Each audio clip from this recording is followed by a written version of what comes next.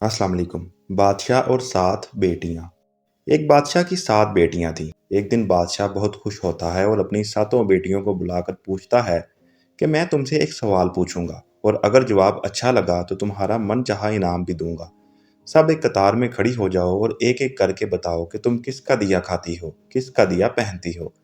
7 में से 6 बेटियों ने कहा, अब्बा हजूर, आपका दिया खाते हैं और आपका दिया पहनते हैं। आप ही की वजह से हमारी ये शान शौकत है।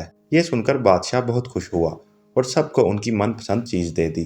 जब सबसे छोटी बेटी की बारी आई तो उसने कहा कि मैं अल्लाह का दिया खाती हूँ और अपनी किस्मत का पहनती हूँ और ये मेरा नसीब है।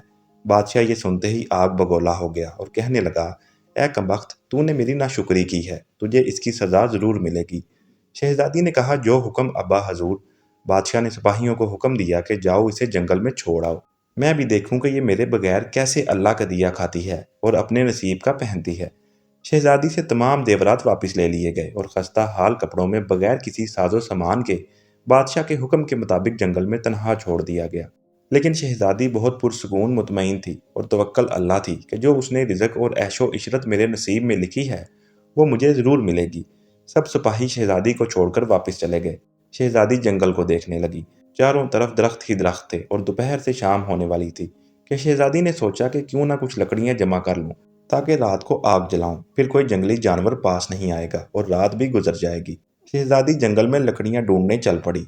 इसकी नज़र एक झोंपड़ी पर पड़ी जहां बाहर एक बकरी बंधी हुई थी और अंदर से खांसने की आवाज़ आ रही थी। पहले तो शहजादी बहुत हैरान हुई, इतनी वीरान जगह पर झोंपड़ी।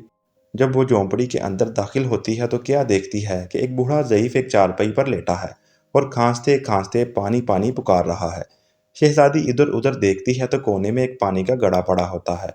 वो गिलास में पानी भरकर बूढ़े ज़ईफ को पिलाती है और झोंपड़ी की साफ सफाई करती है। इतने में बूढ़ा ज़ईफ शहजादी से पूछता है कि बेटी, तुम कौन हो और इतने बड़े जंगल में तुम अकेली क्या कर रही हो। तब शहजादी उसे बताती है कि वो यहाँ तक कैसे पहुंची।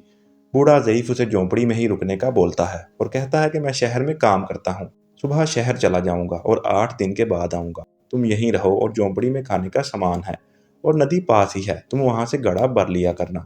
सुबह को बूढ़ा ज़ईफ शहर चला जाता है और शहजादी यहाँ अकेली झोंपड़ी में सब सफाई करके बकरी का दूध निकालती है। आधा अपने लिए रख लेती है और आधा बाहर एक कोने में बर्तन में डालकर रख देती है कि रात को कोई जानवर भूखा या प्यासा होगा तो पी लेगा, और खुद अंदर आकर सो जाती है। सुबह सवेरे जब शहजादी उठती है तो क्या देखती है कि दूध का बर्तन खाली है और पास एक लाल पड़ा है जो देखने में बहुत ही नायाब और कीमती मालूम होता है, और पास ही सांप के निशान भी नजर आते हैं। तब शहजादी को याद आता है कि बचपन में उसने सुना था कि जब कोई नायाब सांप बहुत खुश होता है तो एक ऐसा लाल उगलता है जिसकी कीमत हीरे जवाहरात से भी महंगी होती है। शहजादी बहुत हैरान होती है और दिल में सोचती है कि शायद सांप भूखा था, इसलिए वो दूध पीकर खुशी में लाल छोड़ गया। फिर वो लाल उठाकर अपने पास रख लेती है और फिर अगली रात शहजादी बर्तन में दूध रख देती है और अगली सुबह जब देखती है तो फिर एक लाल होता है। ऐसे ही करते 7 दिन गुजर जाते हैं और शहजादी के पास 7 लाल जमा हो जाते हैं। इस दिन बूढ़ा ज़ईफ भी आ जाता है। तब शहजादी उसे लाल दिखाती है और सारा वाकया बताती है और बूढ़े ज़ईफ को 3 लाल देती है और कहती है कि शहर जाकर ये लाल बेच दो और आते वक्त अपने साथ महल बनाने वाले मजदूर लेकर आना। बाकी 4 लाल शहजादी अपने गले में माला के तौर पर पहन लेती है और कुछ ही महीनों में जंगल में एक आलीशान महल तैयार हो जाता है जिसमें बूढ़ा ज़ईफ और शहजादी रहने लगते हैं। ऐसा खूबसूरत महल जिसमें हर आराइश, नौकर चाकर, ढेरों नेमतें मौजूद होती हैं। शहजादी जंगल में लकड़ी की फैक्ट्री लगा देती है जिसमें गरीब काम करते हैं और उनकी रोटी भी चलती रहती है।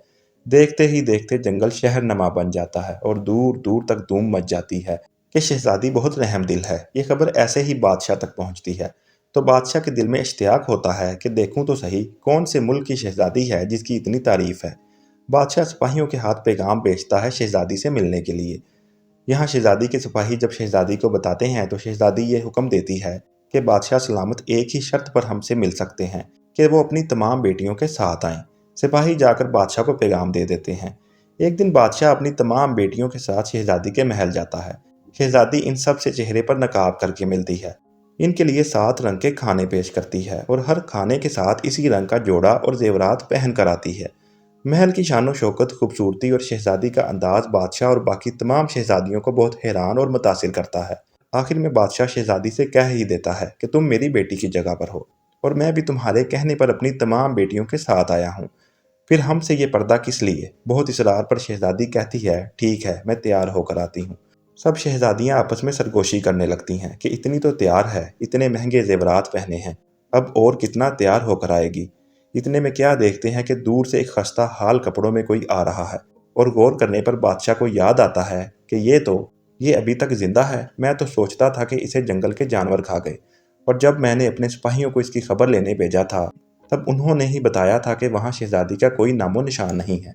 तो ये कैसे मुमकिन है? बादशाह खुशी से झूम उठता है और कहता है कि शहजादी को बुलाओ, मैं तुम्हें शहजादी से आज़ाद करवा कर ले जाऊंगा, चाहे वो तुम्हारी कीमत में मेरी सारी बादशाहत मांग ले।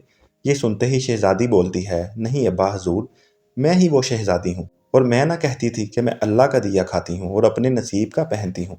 बस इसी अल्लाह ने मुझे कहाँ से कहाँ पहुँचा दिया है कि आज मैं आपसे भी ज़्यादा अमीर हूँ।